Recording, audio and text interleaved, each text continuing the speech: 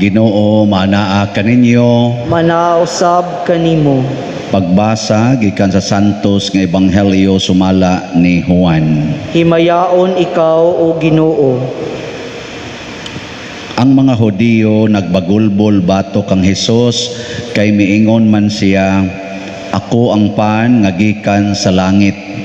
Busa miingon sila, dili ba siya si Hesus ang anak ni Jose? Nakaila kita sa iyang amahan o inahan. Busa nganong miingon man siya nga gikan siya sa langit. Si Hesus mitubag, ayaw kamo pagbagulbol. Walay makaari kanako gawas kon ang amahan nga nagpadala kanako magdani kaniya ug banhawon ko siya sa katapusang adlaw. Ang mga propeta nagsulat nga ang tanang tao tudluan sa Dios. Ang mamati sa amahan ug makakaton gikan kaniya moari kanako. Apan wala kini magpasabot nga may nakakita sa amahan. Siya nga gikan sa Dios maulamay nakakita sa amahan. Sultihan ko kamo ang motuo may kinabuhing way katapusan. Ako ang pan nga naghatag sa kinabuhi.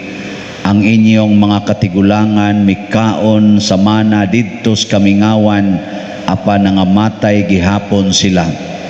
Ang mukaon sa pan nga gikan sa langit dili mamatay. Ako ang pan nga gikan sa langit nga naghatag sa kinabuhi. Ang mukaon ining pan dili gayod mamatay. Ug ang pan nga akong ihatag mao ang akong unod aron mabuhi ang kalibutan. Ang Ebanghelyo sa Ginoo. Daygon ikaw o Kristo.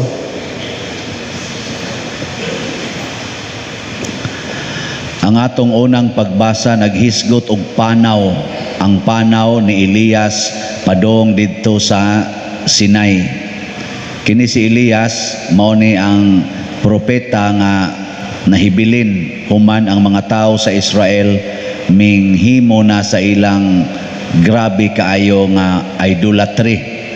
So si Elias nalay nahibilin nga tinuod nga propeta ang gipaminaw nas mga tao ug sa mga hari mao na ang mga mini nga propeta. So ang pulong ni Elias di na nila dawaton, buot na nila siyang patyon. Motong ning kagiw si Elias milikay nya samtang galakaw siya naabot siya sa desierto porti nagyong gutuman ingon na lang siya sa Ginoo, patya na lang ko Lord, patya na lang ko. Karon sa inyong panaw aning pakigbatok og COVID wa pa mo kahuna nga patya na lang ko. Amayo basig mamatay mo nga malipayon. Pero ang Ginoo niingon, ayaw nganong hadlok man kag mo biyahe siya, wa may pagkaon, wa may tubig, desierto pa gyud, luya na kay kustanan. Gitagaan siya sa anghel og pagkaon. Kamot sa anghel nga sinugo sa Ginoo maoy nagpakaon niya. Gikan sa pan nga gikan sa tos Ginoo, dili gikas bikiri. Ambot og nangawat tong anghel sa bikiri, idangat to, posible sa tingali. Pero man tingali anghel nga kawatan no. Gikan kita sa Ginoo. Asam sa kagbikiri dito nga wa may CNN dito, si Anzanala, skina. Wa may Julis dito. Desierto man to. So gipakaon siya. Ngano man importante ang pagkaon aron makapadayon sa panaw. Importante kay pagkaon. Bisag kamo kanang mupanaw mo kanang mo adto mo laing lugar. Ang una gid yung hunahunaon kaon gyud. Nyag magdagan na gani, asa man ta mangaon? Ana. Kana gyud kaon. Ang pare lahi magunahon-naon, asa marong misa aron ka kolekta ta. Sa ngano mangulikta mga kapader, aron gyapon makakaon. Patay pare og way kolekta, di ba? Mao man din na naon. Kamo sad trabaho, standby nakuha ani roy kapalit og pagkaon. Importante kay pagkaon sa kinabuhi. Pero matod pas Ginoo, ako ang pan, ako ang tinuod nga pagkaon. Mo na ang Ginoo naghimo siyang kaugalingon nga pagkaon. Unsaon man nato pagkaon ang Ginoo? Unsaon man? Kinahanglan mo tambong kas lamisa. Karon rabano lahi na rabaron ang mga tao mangaon, isig na lagbunlot sa bahawan, adto ngadto siyang kwarto, adto siyang internetan, adto kan isig na lagbunlot, no? Take out na. Nindot yun lamisa. Muna dinhi sa atong simbahan ang Ginoo sa iyang pamaagi, duha ni kabuk lamisa nga makakaunta. Ang lamisa sa iyang lawas nga mao kining lamisaha, dako, og ang lamisa sa iyang pulong nga mao ang atong ambo or lectern. Kana ba? Diya. Muna kan-o nato ang Ginoo diha niya nang maong lamisa og dinhi nining maong lamisa. Dili gani na di gani to siya makaon aning duha, kuwangan ang atong nutrients. Na may uban mo simba, igsimba, maminaw lang ko, ganahan ko aning humiling father. Or inigon, musimba lang ko, inighuman aning basa, mulakaw na ko, kaya wagi ayaw mo humili ni pariya. Sa to pa, kadto imong kanon. Pero igabot diri, nganon di man kamo kalawat yan. Nagpuyo-puyo mangod may pader. Wa man gud ko kakumpisal pader, nakapatay ko. Tao to ara kamo kaon dito. Dili. Dili pwede. Di man nimo pwede bahinon si Jesus. Kanon gyud nimo siya siyang pulong, kanon sa nimo siya siyang lawas og dugo. Nya kamo ron dinhing nanimba. Mangaon mo aning duha ka lamisa. Ay, wa mo magduka-duka ron dia samtang gabasa diri sa pagbasa. Oy, gay ako kuno mong suwayag pangutana. Unsay tubag sa Salmo? Ang Ginoo ayaw sa Ginoo.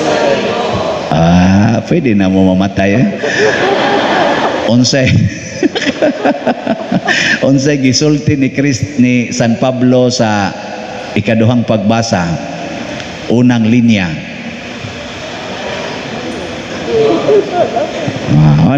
Unsa gayto pader? Wow na siya. Nya, unsa man nato pagkahibawa na? Attentive, open mind, open heart. Si Kristo makaon nato kun ang atong hunahuna abli ug ang atong kasing-kasing abli. Muna ang iyang pulong masabtan sa mga tao nga mapaubsanon. Kana ba mga tao ba nga gustong tudluan, dili gustong manudlo. Karon dinhi sa atong galingkod ron dinhi og apil ning gabarog, kinsa kaha ang gustong tudluan? Taas ang kamot. Kanang gustong makaton ba? Tanawa, tulo ra kabuk ang niisa. Ang uban sa kamao na ko anay kapila na ko binaw na. Si balik-balik ana, maura gyapon na koral ana, maura gyapon na. Utang di paninglon, maura gyapon na kabit-kabit, maura gyud na siya. Kay bahaw na ko ana. Ana gani kag inistoryahan ang pasabot ana sirado ka, di na ka gustong tudloan. Nya ako sad pare, naasay mingon ako pader, murag sayop man to imong gisulti nako, kinsa maroy pare nato ani. Kana buango na sa kuana. Kay nganoan, matud pa ni San Pablo diri sa atong unang pagbasa, ang unang linya niya, ayaw ninyo pasubha ang Espiritu Santo. Kinsa man ang Espiritu Santo, siya ang magtudlo kanato. Tagaay siya higayon. Nya kinsa may makapasubo sa Espiritu Santo nga mahimong sirado ang utok, kanang gasigig away, kanang gasigig dinumtanay, kanang gasigig buhat anang mga sala. Muna ka na mga taong gasigig dumot, gasigig away, gasigig himo anang mga malaway, gasigi og practice anang mga sala, kahakog, kadao, garbo, pagkamasinahon, pagkalibakira, libakiro, igsimba ana dinhi, di na maminaw sa pulong sa Ginoo. Di na laminaw.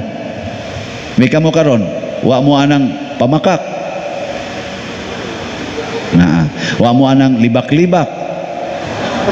Wa mo anang away-away. Wa mo anang dinumtanay. Adi mo kabati sa pulong sa Ginoo Magsige lang mo criticize. Di na mahimo. Inigingon ni Kristo, kaon mo na ako. Saan ang pagkaon niya? Ungo ta. Kaon ta niya. Anong sa buwan? Pagkaon ta niya, ungo na siya. Imuon tang ungo. Di na kita ma-open na ang pagkaon di ay niya mao ang pagdawat sa iyang pulong o pagbansay niini. Nga ang tanang gisulti ni Jesus makahatag og kinabuhi. Basta atong sundon, inigingong Kristo, kung sagpaon imong pikas aping, ipasagpa ang pikas, mabuhi ka. Hubag lagnaong, pero buhi ka. Motoo man na, dili. Kusga. Bantay, ha? Kanang giingon ni Kristo nga ibaligya ang tanan ug ang halin ihatag ngadto sa mga kabos, makabuhi na, di na makamatay. Tuo mo na. Ihogron nyo tanang kwarta dias kolekta. So, unsan na ito ipakaon pa din. Wa na kam tuo. Mauna siya. Kanabang ayaw na lag-analysa, ayaw nag-question na kung tinuod bang makaayo nato ang pulong sa Ginoo. Ang paningkamuti na lang sabta, higugmaa og praktisa. Kana mo'y paningkamuti. Ayaw pag sig-analyze, unya katuno, unya. Ana. Mingon sa pari, unya, guwa na lang gikolekta. Sige tagmisa. Unsa na pala itong kabuhi? Patay ta na. Ayaw na padir, ayaw na nabutangig presyo ng mga sakramento, kanang bunyag, kasal, konfirma, kanang mga misa. Ayaw na nabutangig, mga buangon ra ba din mga parisyoner, ug atos ang ingnon nga kamulay magbuot, love offering, tagahaalan sa tag 20 pesos. Nya ang ilang hikay dito tag 2,000, tag 20,000. Nya diri ang gihatag 20 pesos. Alkansi ta ani, may rabaw tag muhato dinhi bisag usa na lang ka kilong inasal, di ra ba gyud. Naway batasan. Hala, presyohin na diha 2,500. Waga ni, way bunyag. Oo, nana. Nya, pulong panas Ginoo dili. Kusga. Nya, ato nang gi-practice din wa. Gi-practice. Katong ningong gi-practice, wa gito'y simba-simba. Karon pa gito kasimba. Oo na. Ako naminaw ko sa pulong sa Ginoo mo nang ningkamot kog implement nga love offering kay ang gusto sa Ginoo gugma. Ang imong paghatag basis gugma, dili basis imong kadato or kapobre, kung dili sa kadako o kamainit sa imong gugma sa Ginoo. Kay ang nahigugma sa Ginoo, ang mukaon sa Ginoo, matakdan sa batasan sa Ginoo. Mo bitan ang ginang panultiyon kamao na, we become what we eat. Di ba? Kanang mga tambok diha, hingao nagtambok. Muliwat man ka. Kanang na nagluspad ang naong, wa na'y hapit kaon. Kaya nagpaslim na, mo nang dali kayong kuyapan. Kana sa mga himsog iglawas, mga tigson kayo, sige nag-aerobic, sige na sila practice, gapagahi na slawas. Nya kaon na sila kanang pamasol ba? Pamasol. Kana sang naang gasigi na lag dialysis, sige nagkaon og tamis, kidney failure ang labas. Muliwat man ka sa imong gikaon? Ilingian na imong tupad. Tanawa unsa gikaon? Baboy, isda. Sige tanawa. Dakoon ganig mata, isda na.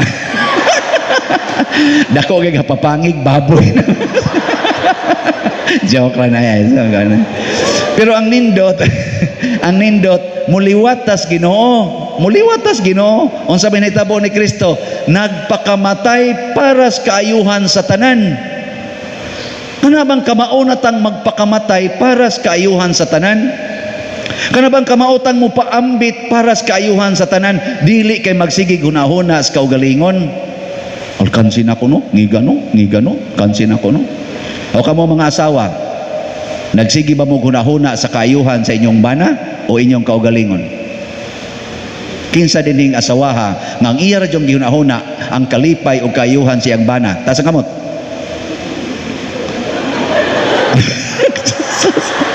Mga buangon mong dagko, mga asawaha mo. Kinsa sa dinhi nga mga bana nga ang imo ra jong ginahuna ang kalipay, seguridad o kaayuhan sa imong asawa. Tasa kamot. Arang-arang sa choir kay duha ka buk bakako no. Ano adi bitay. Na iduha ka buok nga buotan nga niisas kamot. Congratulations. Arang-arang na lang kay duha. Wa ta malkansi ani misaharon. Pero sa asawa, ambot wa ko tanaw square. Na ba diha asawa ti sa kamot? Wa no? Buangon gini mga asawa gyud. Kinyaharang ilisan. Oh na. Oh, wala ko yung diferensya kay sige tagkaos Ginoo kunuhay, sige tagsimba pero di ta mo liwat niya pasabot. Unsa may tawagan na sa ato mga nutritionist, indigestion. Unsa tawagan na kanang di ka kahilisan ba? O wa ma-digest ba? Mo na sa usapag maayo, usapa aron gyud ang nutrients ma-distribute sa imong lawas, wa nimo usapa, wa nimo gi-digest. Pero pasalamat lang punta nga naa say uban nato nga mi-digest. Mo na inigingon nato naataroy gi pamaligya nga slat. Palit dayon. Palit dayon. Pero na say uban magsige lang tutok na nasad slat.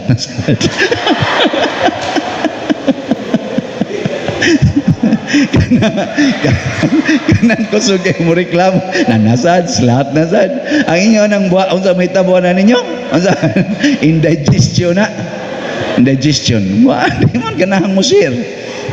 Pero naagi pipila nato or daghan sad nga mo share.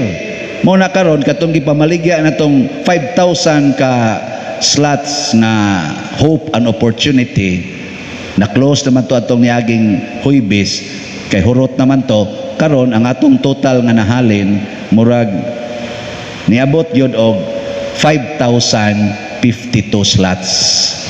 Lapas, takpa. Close na sad ang atong divine power and salvation nga tag 5,180 slots man to. Pero sige pa ta og dawat og kuan kanang napa may mga pledges kuto pa man ni Oktubre. So including sa mga pledges ning abot pod ang atong halin og 190 slots. Oh, di ba? Sa lapas gyapon. Ang pangutana, sige man gimog simba din kapalit po ani mga slots. Dagan kay dinhi wa mo palit insa pag wa mo sa toy ka-afford Duha ka buok PWD ang nakapalit sa Hope and Opportunity slots. Ang usa butang, ang usa na putlan sa iyang tiil. Nakapalit. Duha ka buok. Kamo saktos mata. Saktos tiil. Wa kapalit. Congratulations, nakapalit. Haron di mo magmahay, tagaan ta mog second chance. Natay bag-ong mga slots. Dili na ni para sa atong parokya. Gihangyo ta sa Archdiocese, pinaagi ni Monsignor Ruben Labajo na mutabang niining dako nga proyekto sa atong Archdiocese kaning Kapilinha de Fatima. Tuan ni sa San Remigio karon gitukod. Nya ila kong giapil aron mahimong chair sa fundraising. Kay 40 nilang paningkamot ani, ang budget ani 32 million. Kanabang replika ni sa kapilya sa Our Lady of Fatima dito sa Cubada area, di nagpakita ang atong mahal nga birhen. Na sila dito'y chapel nga gitawag og Kapilinha de Fatima. Unya upat ra ka replika sa tibuok kalibutan ang ilang tugutan nga mohimo. Ang pinaka-latest karon kining naa sa San Remigio for the nations in Asia. Ang napilian Philippines in Asia. Unya napilian pag yung Philippines human sa daghang deliberation sa World Apostolate of Fatima Philippines. Ang San Remigio, takop San Remigio, nagsige na nakarog construction sa 32 million na budget. Nakalikom pa lang sila mga 5 million after almost 2 years. Nya mo naron ang gihinay-hinay didto. Nya kinisaka mga palitonon, gibalik na sad sa 30 million ang kuwang. Nya naron sila na dawat nga donations nga niabot mga 500,000, so na 29,500. Nya nagpatabang man sila nato, anad man ta dinhig slat-slat. mamaligya tag 29,500 slots. Palit mo. Tag 1,000 kada slot. 1,000. Nya ang title aning maong slot kay mahal nga birhen man ang sentro ani nya Archdiocesan wide man di man sa atong parokya. Ang title is Mother Mary's Healing and Deliverance. Ang kalibutan karon nagkinahanglan og healing and deliverance from this pandemic. The evil of pandemic nga murag midot na tog maayo kay bisan pag sulbaron ang COVID-19 muhimo man sad siya iyang variant. Wa ma-deliverance. Nya ato kunong suwayan og ampo sa mahal nga birhen pinaagi sa pagkuot o gamayng hinabang para niining iyang kapilya nga mahimong replika sa iya didtong kapilya gyud sa Portugal, Cuba da area. 1,000 per slot. Nya akong challenge mao kini. Malandong kung may mahal nga birhen, unsa may significant event nga muhatag gid mi aning 1,000. Ang nisod sa kong una-una nga on September 8 is the birthday of Mama Mary. Sa diha pa ko Santo Rosario o diha ko sa SPFY, inigmisan akong mga simbahan panahon's birthday Mama Mary, bisag din hitingali, magbaha ang mga bulak nga atong ihatag sa tiilan sa imahe ni Mama Mary. Magbaha ang mga bulak. Ingon ni Mama Mary, ingna sila. Ayaw na ko tagaig buwak karon. Tagai lang ko one slot para sa kapilinha. And I will heal the world and deliver you from the evil one. Tuo mo ani dili. Hatag na. Manindog ta. Nagato ako sa Dios Amahan, makagagahom sa tanan, magbubuhat sa langit ug sa yuta.